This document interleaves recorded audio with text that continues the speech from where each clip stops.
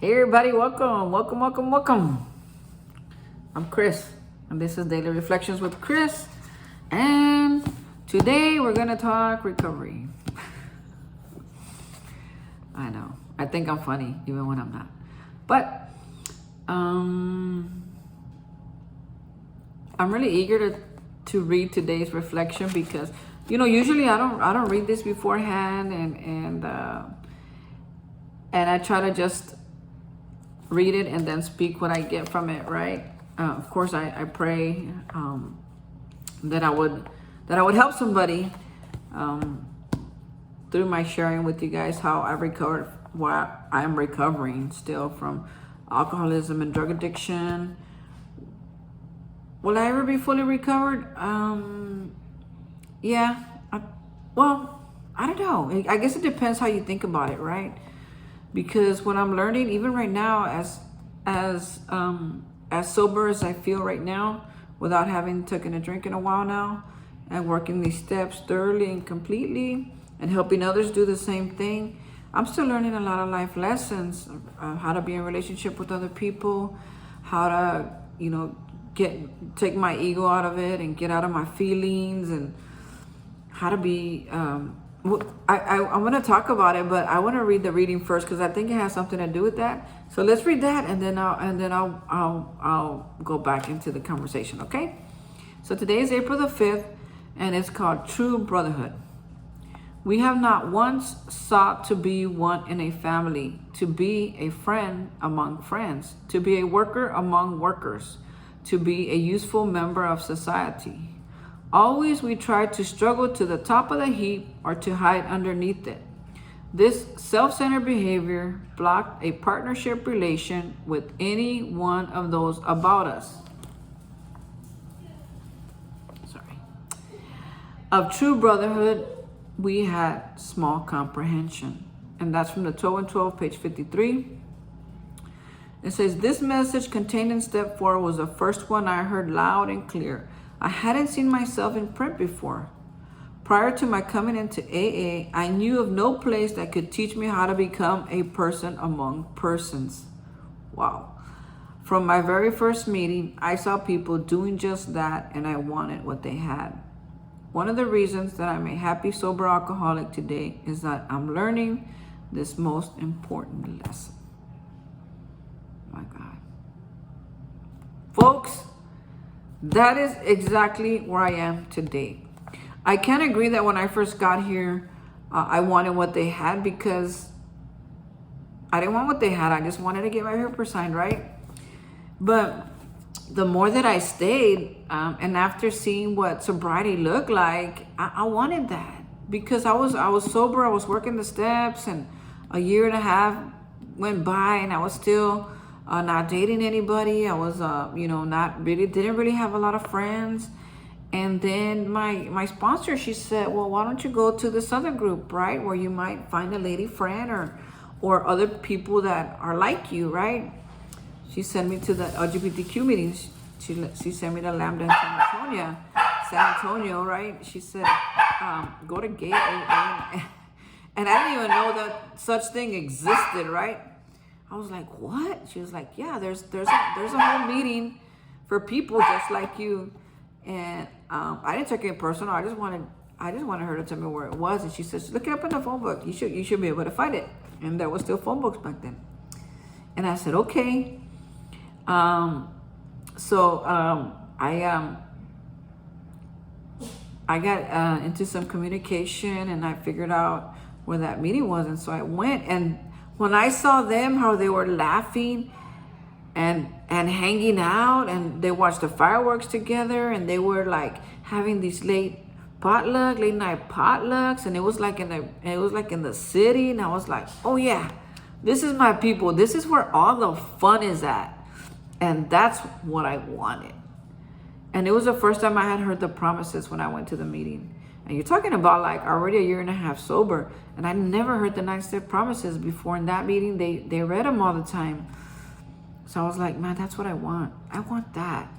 I want to have fun like these guys. I want to be cute like these boys. I want to be a part of this whatever it is. And folks, you can have that anywhere, right? Gay or straight, it doesn't matter. I mean, it doesn't matter, right? Anybody could have that. Anybody could have fun. Anybody could have a lot of friends. Anybody can be a part of recovery in a bigger way than just showing up to meetings, right? I mean, it's like, wow, a whole different world. So before then, I had never really looked at being in true brotherhood. And even then, after that, I would make friends and they would leave, or I would find a girlfriend and she would break up with me. You know, like I could never really, nothing would really just last very long. And why my friend Yaya stuck with me for these last 15 years maybe? I don't know. She just, she loves the pain, I guess. I don't know. She's helped me a lot, right? I'm very lucky that she stayed. I don't know why she decided to stay, but she stayed. And she's a really, really good friend of mine. And I'm very grateful to have her in my life. Even today, we still talk, and it's like, man, we're like buds, man. We're like family, actually. So so she's pretty much the one that I can say that I've kind of hung out with the last 15 years. Everybody else has come and go. But this last year when actually you know, even before my mom died, like I didn't know how to be a family member. And I'm still learning. I'm still getting out there, trying to make phone calls,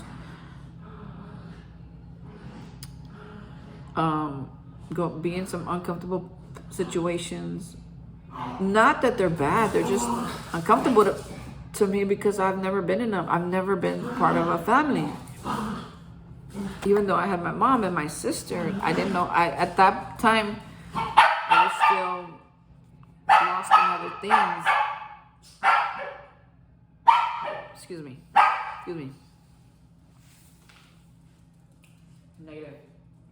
Negative. Nelly. Negative. Okay, so I was still had other things on my mind. So I wasn't like much of a family member. And to my lovers, I wasn't much of a lover. And to my coworkers, I wasn't much of a coworker. You know, I was that person who would like try really hard to get really, really seen. And then when I wasn't seen, I'm like, you know what? I'm just going to go in there and do my job, and that's it. And that's the other extreme, right? To just hide underneath it all. Man, I'm just going to do my job and let them figure it out. And all this passion, all this creativity just stored up, not really doing nothing with it. It doesn't really function really good. You know, I feel good when I help people. I feel good when I'm helping my boss. I feel good when they ask me to do something. I feel good helping them, even when they don't ask, because that's really who I am. My inner being likes that.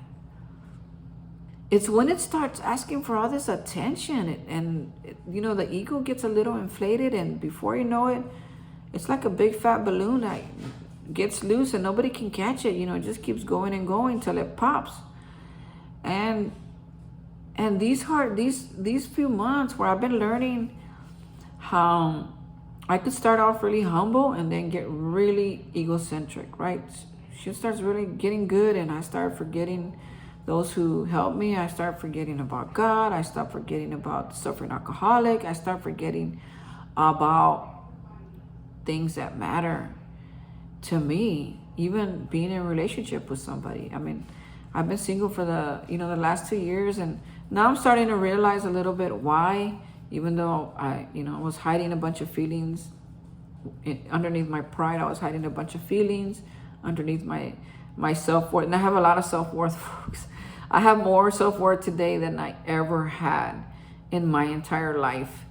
Like today I was just thinking, man, Chris, can you believe? So I'm able to make the big boy decisions now that, I'm able to make big boy decisions now that I wasn't able to do before, because my self-worth was on the line. What are people gonna think of me, right? Or what what they thought of me was on the line, and they're important to me. Oh my God, people are important to me. What they think about me used to be so freaking important, right?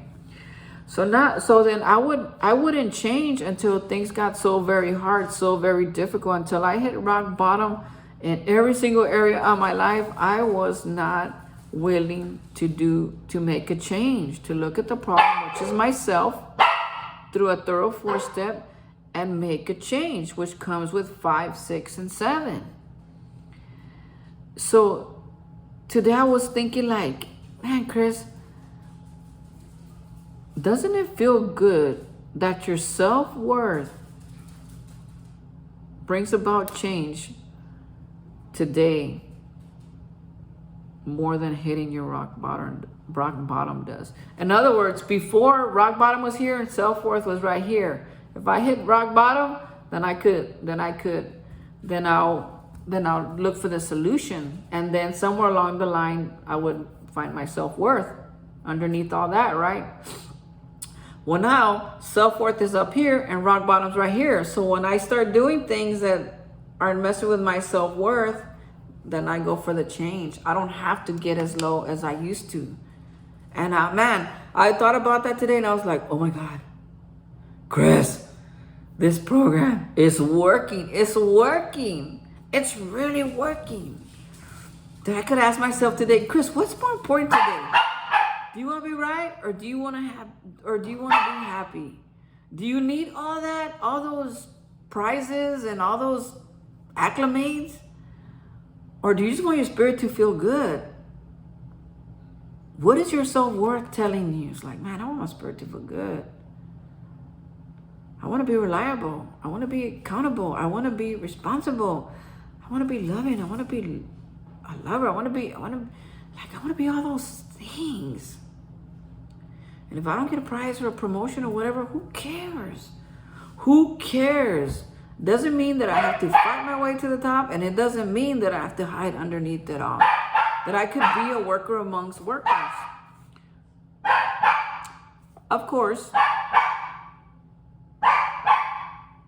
with how do I say it? A worker amongst worker with discipline. Hold on. Okay. With discipline, or maybe mindfulness. I can't really find the word, but in other words, I get along with my coworkers, but I get along with them too good that I kind of talk to them too much, and they don't get to do the work, and I don't do my work. So that's what I'm saying. Like, I could be a worker amongst work, maybe just a talker amongst talkers, right? Okay, maybe. Okay, here we go. I'm getting some clarification. I've become a talker amongst talkers. Okay, tomorrow I'm going to try to be a worker amongst workers. And tonight I try to be a companion amongst companions, right? I'm talking about personal relationships. And before that, I try to be, we had a business meeting at my group, and man, those always make me feel like my stubbornness comes out. And today I said, you know what? I don't need to argue with them, man. I am going to be a really good an AA among AA. And if I feel moved, inspired to say something or to share my point of view, then I will.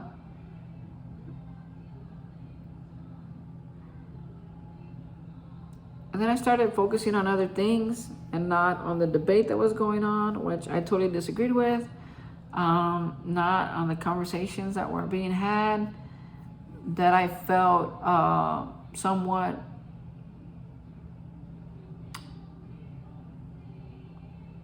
how can I say,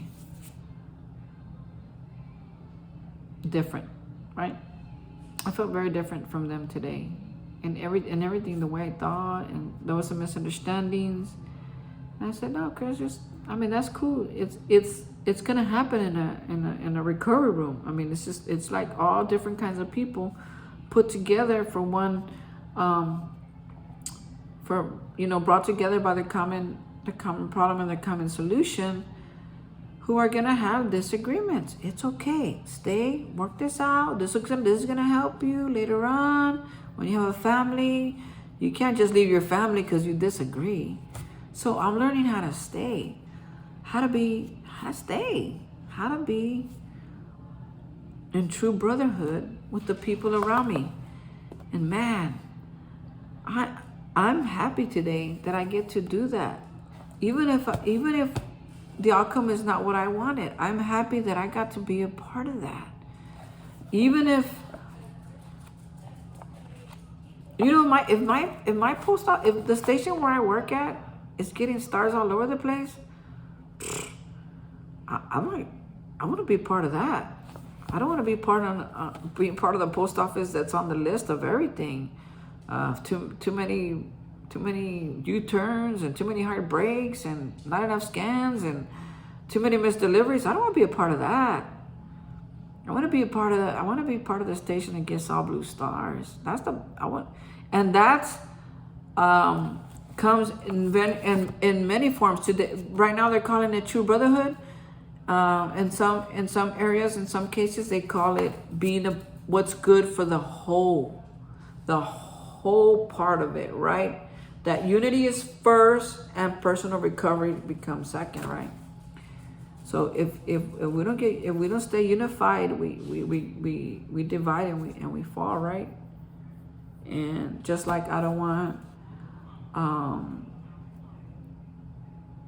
the station divided, I don't want to be divided from my companion. I don't want to be divided from my friends. I don't want to be divided from my coworkers. I don't want us to get divided over stuff. I don't want to get divided from my group, because we're better together as a whole. We all bring something to the picture. We're all a different piece of the puzzle. We're all a different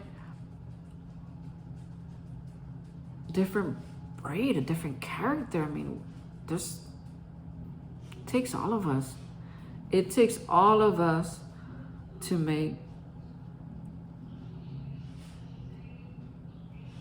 recovery what it is, to make our work what it is, to make, and I wouldn't, nowadays I don't justify my bad actions very much. Sometimes I do, but when I'm just like, when these ideas get way too far ahead of me that even I can't bring them back, and I start acting dumb, yeah, I get into those old behaviors where I start talking smack and gossiping, and I don't want to do that no more though. So I really try to be proactive in my life today. I really try to, get a new attitude when I wake up, go to bed with some really cool sounds, so I'm not having all these wired up thoughts about like what so-and-so said or did or how it affected me and I'm gonna get them back. No.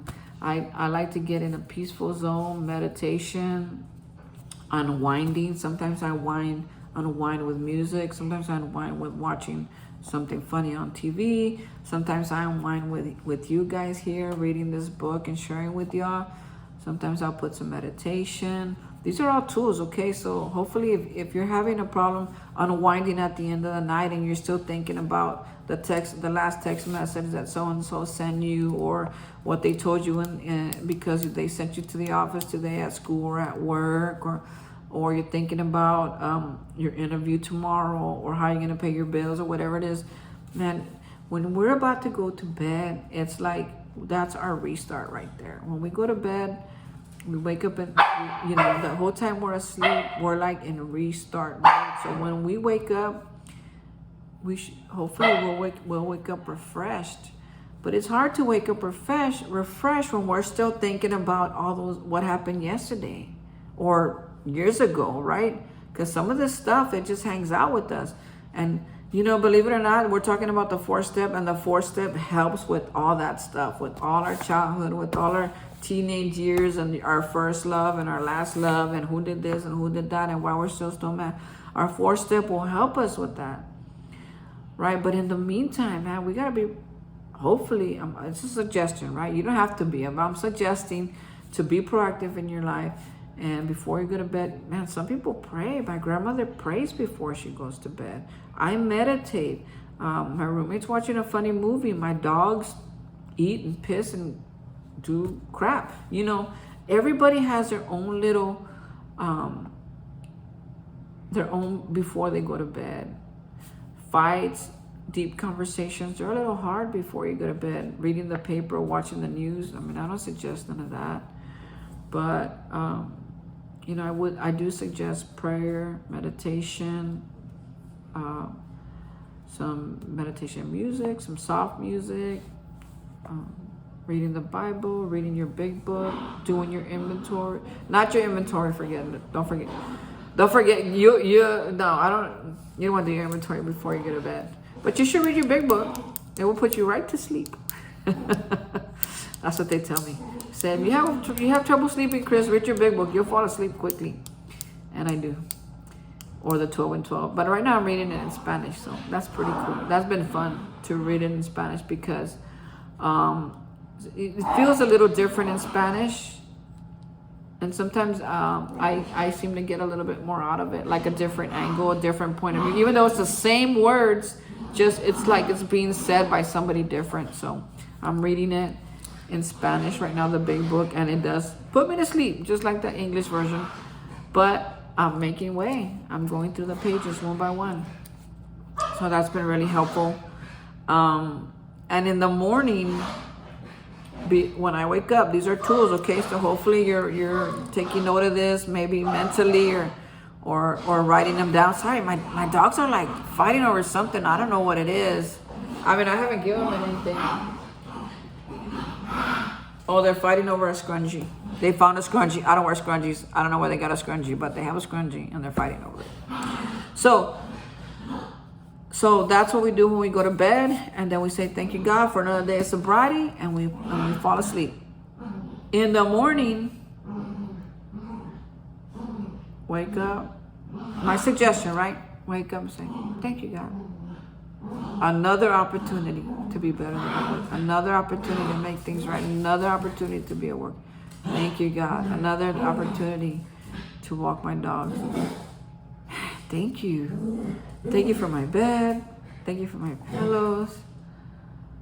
Man, I even woke up before the alarm. You know, just get yourself started on the right foot. Before you even step your first foot on the floor, before you even get off the bed, say, thank you, God. I woke up today. Whether you believe in God or not, say it anyway. After a few days, you'll start to realize how that is really starting to change your life. You know, sometimes they say the big book in the back and the appendix it talks about spiritual experiences and spiritual awakenings and what the difference is, right? Well, some of them are gradual and some are like sudden, like boom, like you know you're never gonna be the same. Like Holy Ghost just came into your body, like something just happened and wow. But some it happens gradually. Or one day you wake up and you say, man, wow, it feels good not to have a hangover. It feels good that I remember what I did last night. It feels good that I'm sleeping next to the person that I love and I'm waking up next to that person. It feels good. It feels good to show up to work on time. It feels good to take a break and make my own lunch. It feels good to have my fresh cup of coffee in my house with the people I mean, and if you're alone, you have a dog, do you love your dogs? That's people you love. That's something you love, your dogs. Maybe it's just you and God. That's cool, man. You may be single, but you're not alone. I'm still single too, by the way. But I don't feel alone like I used to. Mostly because I'm starting to learn how to do life. And when you learn how to do life, well, you know, when you're on your journey learning how to do life, you start attracting things in your life that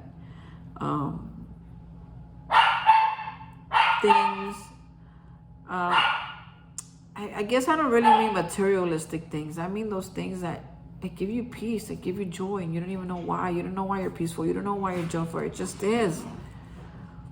Because the process of recovery will do that to you. Through prayer, through meditation. I know I'm going to keep saying it a billion times because that works. And every religion does it. Every religion prays and meditates. Every single one. So this is general, okay? I don't know what I'm going to do. think I'm just gonna...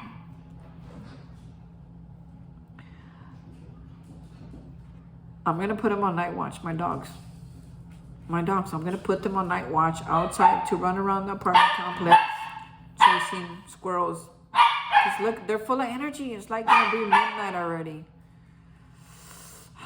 My poor roommate. I don't know how she puts up with. That's probably why her TV's loud, because of these doggies of mine that don't be quiet. They're scandalous. But anyway, I'm gonna go put them to bed before they throw us out. Because I have neighbors. They're not really close, but they probably can hear that. So I'm gonna go put them to bed, and I'm gonna put on my my meditation music. I think I'm actually gonna listen to a meditation on it's called, there's a whole different, I learned of a different one over the weekend, but I can't remember what that one's called. The one I do is called Insight Timer, and there's sleep meditations, and there's one is called Middle of the Night. I love that one. It just like, it just takes me there. It takes my mind into like just a different spot, and I don't mean like anything you know, too crazy or sexual or nothing like that. I mean, like, you just listen to it if you can. It's not I'm not really doing it justice by trying to describe it, but excuse me.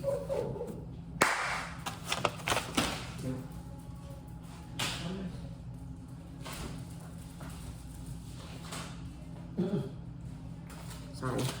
Guess they're in a fighting mood or something. So anyway, I'm gonna go put them to bed, put on my music, and then I'm gonna go to bed. I have to be at work on time tomorrow because today I got in trouble. Well, almost got in trouble, but still, it's good to be on time. I can't suggest you be on time and I be late, okay? So I'm gonna go to bed because I want to be on time tomorrow. I'm still gonna unwind a little bit more with meditation, and hopefully I help you today, folks. Give you some good tools to live a more serene life. You know, life happens, breakup happens, death happens, loss of job happens.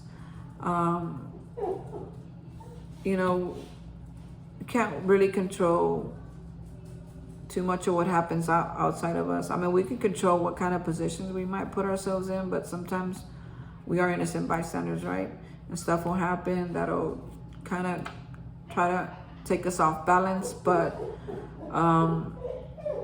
there's nothing that you can't do today if you stay sober. Stay sober today for the next 24 hours, and you will realize that you really are capable of handling life without having to get drunk every night or high, okay?